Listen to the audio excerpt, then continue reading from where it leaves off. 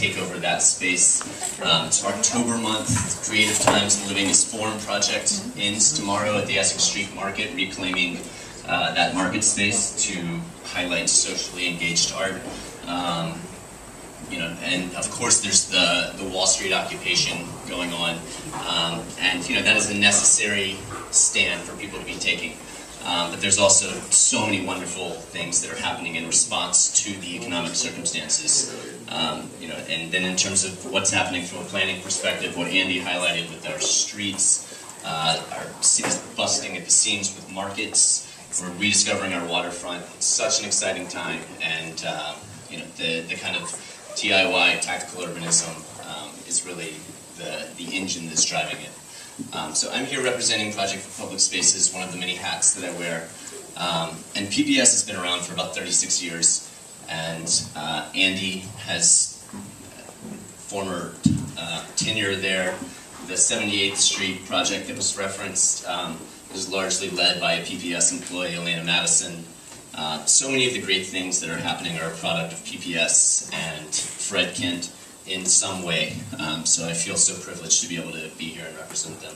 I'm going to blast through these slides as quickly as possible. I'll do the best I can.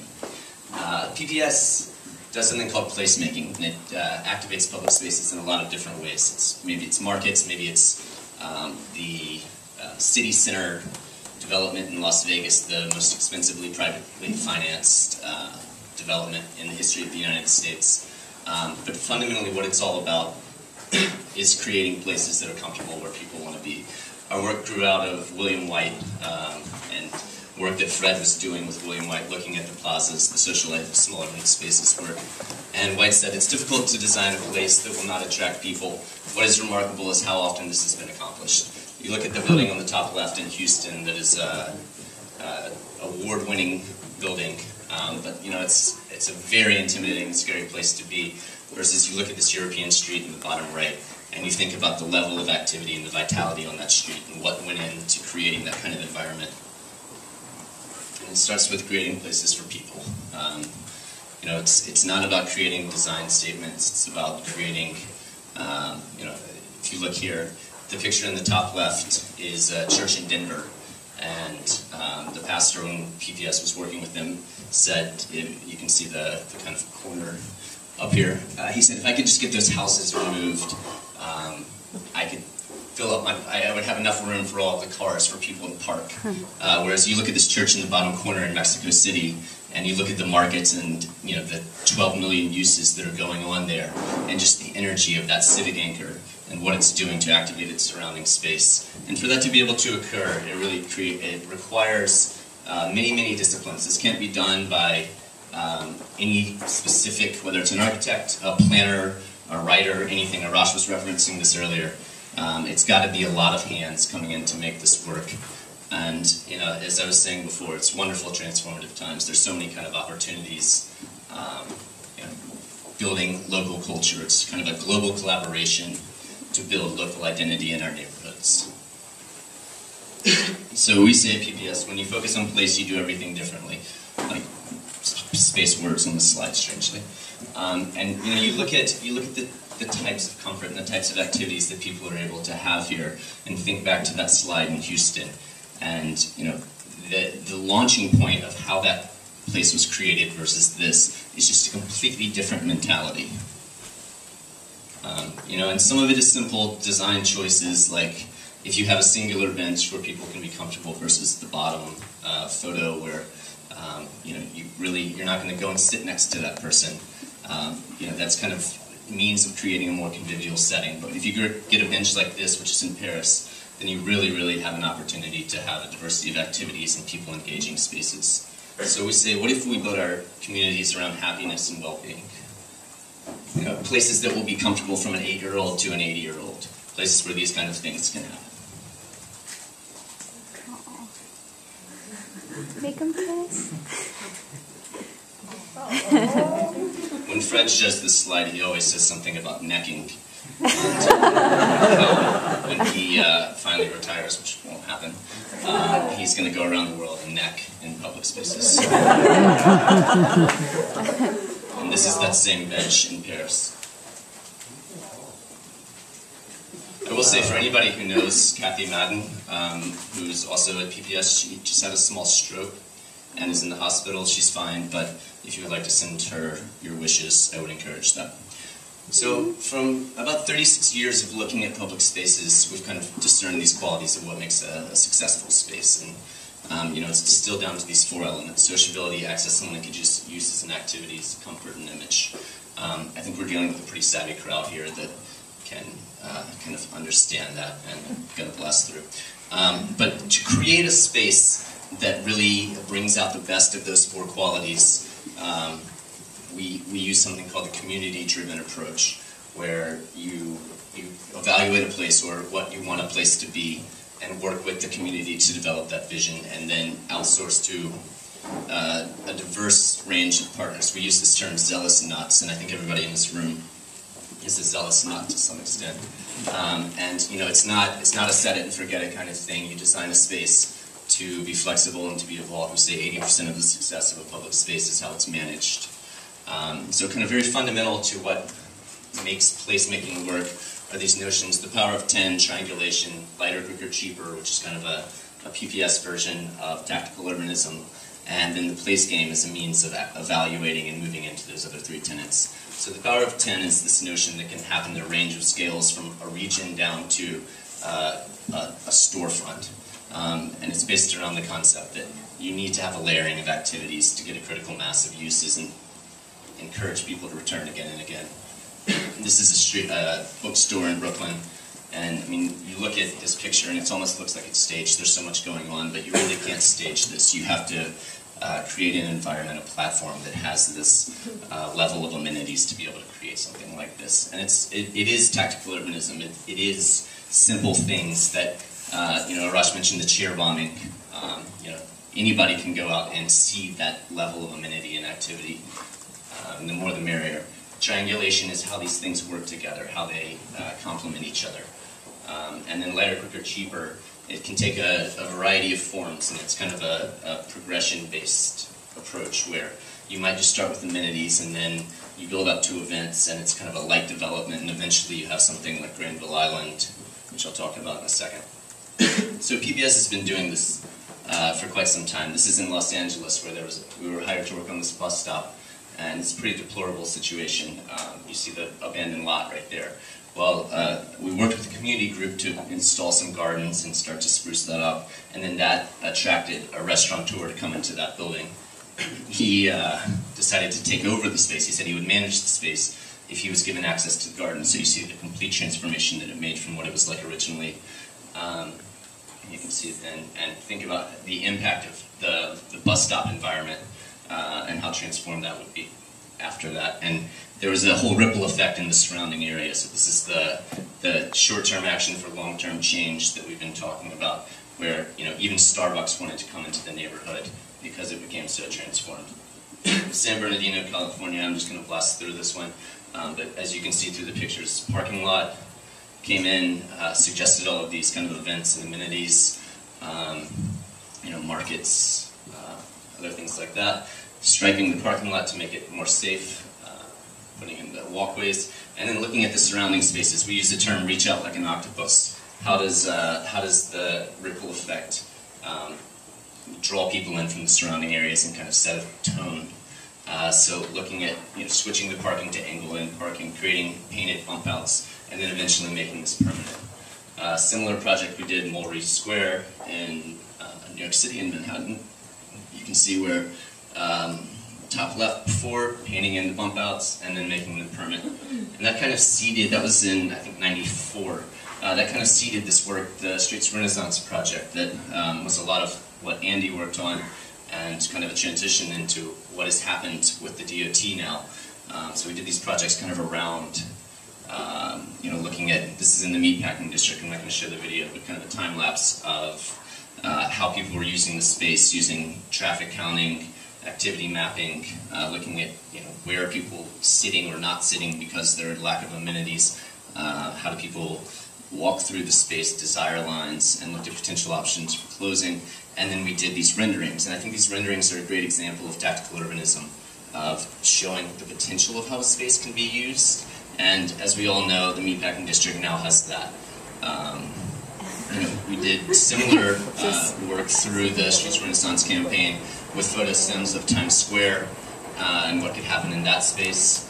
And as we all know, Times Square now has this beautiful plaza. Astor Place, similar rendering, closing the street, extending the plaza. Picture in the bottom left is the planned intervention, or really transformation. I guess it's beyond the lighter, cheaper at that point. But it's this kind of thing where if you seed an idea of a possibility for a space, it can be made real, and it can be a source of inspiration in powerful ways. So getting into Buffalo now, Buffalo is a project that I've been working on this past summer, and this is a picture from back in the day, the late 1800s, when Buffalo was one of the, I think it was the most prosperous city per capita in the entire country. At this point, I think it's third poorest in the country, and that space now looks like this. It's pretty depressing. So we did a kind of intensive process around Lighter, Quicker, Cheaper with the citizens of Buffalo, looking at possibilities of what could happen. The original intention for that space was to put in a Bass Pro Shop, turn it into kind of a festival big box marketplace. That was defeated, and Mark Goldman, a wonderful zealous nut, brother of Tony Goldman, local developer, kind of led this process of bringing us in of, okay, we're past the Bass Pro Shop, let's let the community take ownership of this now. So, abandoned that, and they started this Imagining Buffalo's Waterfront. Fred and Tony came and gave a presentation to a packed house of about 600 people, and really launched this idea of Lighter, Quicker, Cheaper, and built the enthusiasm for it.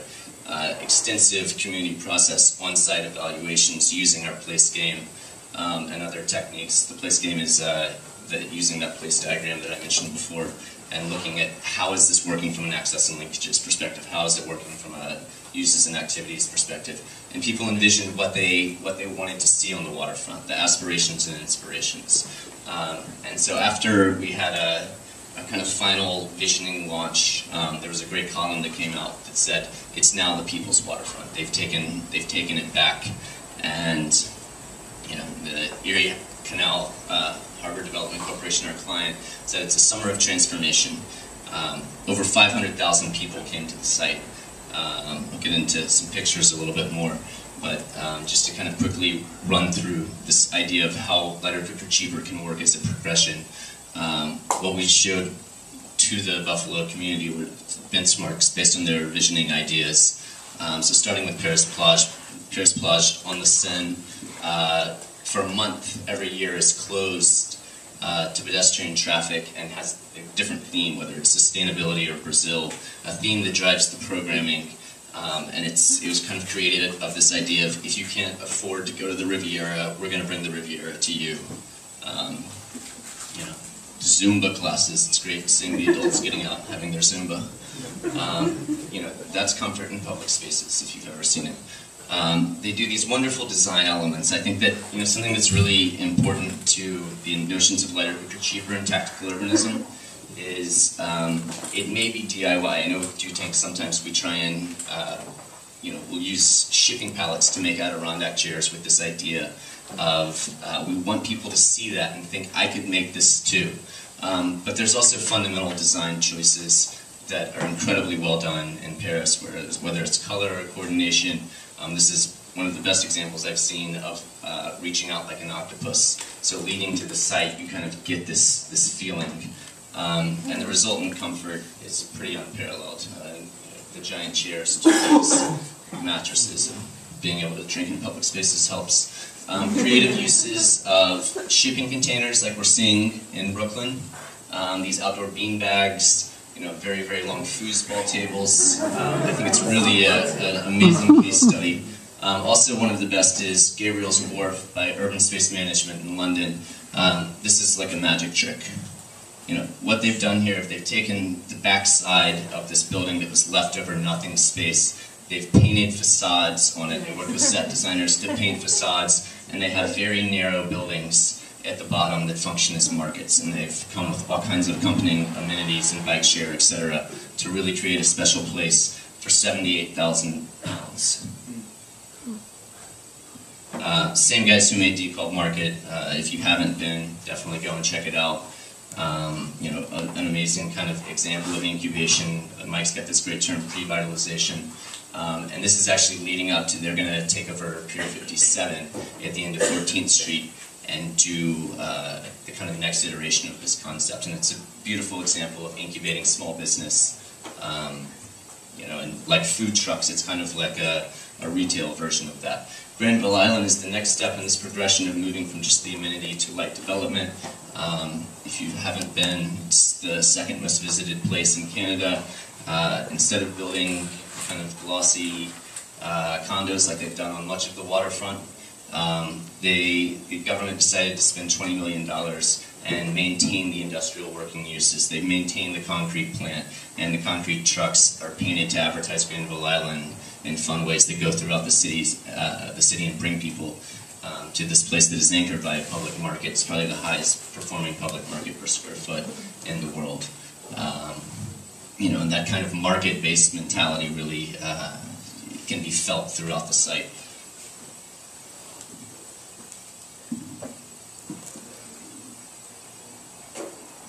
The busking and the public space programming is top-notch. They've got artist residencies going on in the space and cafes, and this is all, you know, it's all tactical urbanism, lighter for cheaper, very simple things, bringing in the flowers, having artists design signs, cafe seating. You know, look at the Pier 1 waterfront park in Brooklyn. It's amazing, but it costs a hell of a lot of money. This is quick and easy. And, you know, annual economic activity, $215 million. Lighter for cheaper, tactical urbanism, it pays. It is lucrative, and it is a transformative strategy for our cities. So we brought these ideas to Buffalo, and we worked with them to how can we bring the waterfront back to this kind of special place. You know, taking this blank slate. You know, the year before they put in this initial infrastructure of creating a boardwalk and some grass in the area. So this is what it was like last summer. By this summer, they had programmed 300 events throughout the summer. 500,000 people came. This is what came out of the community vision. This was our initial kind of use diagram, and this would be accompanied by benchmarks to kind of build implementation plans. We had to kind of tone that down a little bit and push to the waterfront, kind of blasting through this. It's simple stuff. It's programming, it's plants, it's bike racks. You know, they did a cafe. It's really, really programmatic, though, basically. To jump into some of the pictures. So they created this beach. They created kind of a branding identity similar to Paris Plage, where they had the flags lining the waterfront. They did an incredible job with water-based uses, kayaks, water taxis, sailboats. But one of the best things they did, everybody loves an Adirondack chair. And they bought 150 Adirondack chairs and painted them all these kind of vibrant, exciting colors. But in the cubicles of their office, this is the Adirondack chair study of models ranging from $30 to I think $500. You can tell me which one's which. And as you can see, people love these things. And you know, you walk to the waterfront and you see this, and it's a simple amenity, and people, you know, they just kind of light up and they get excited. And you know, they're cumbersome enough that they're not going to be stolen, but you can move them to create all kinds of different gathering. And you know, it was packed, from big concerts to yoga to performances. I love this picture in the top left of, you know, seeing some people just left that out, creating this kind of circle, and the ability to create opportunities for people to take ownership of public space like this. It's kind of what I was asking Andy about, is how can we give more opportunities? I don't like to use the word empower. Because it sounds too top-down, like you're in this privileged position, but how can we create platforms where there's an organic ability to interact with the space? And I think that's one of the most exciting things about you know, what is happening in this whole DIY urbanism movement. And also one of the most exciting things is this project. Good Weather Collective is a great group similar to Do Tank, etc., out of Vancouver. And they created, I showed a slide of this dining room that they have floating on Coke bottles in one of our presentations. And this wild, zealous nut down here, Pierre Waldinger, saw that and he got so excited that he contacted them, he got the plans, he had this thing built even bigger than what they had made previously. And now this is the new home of the Buffalo Sailing School, and an opportunity for all kinds of flexible programming to happen on the Buffalo Waterfront. And it's just about him taking the initiative and saying, you know, this is something that I can do, and it can allow me to work with other people to educate and excite. And so that's it. Thank you.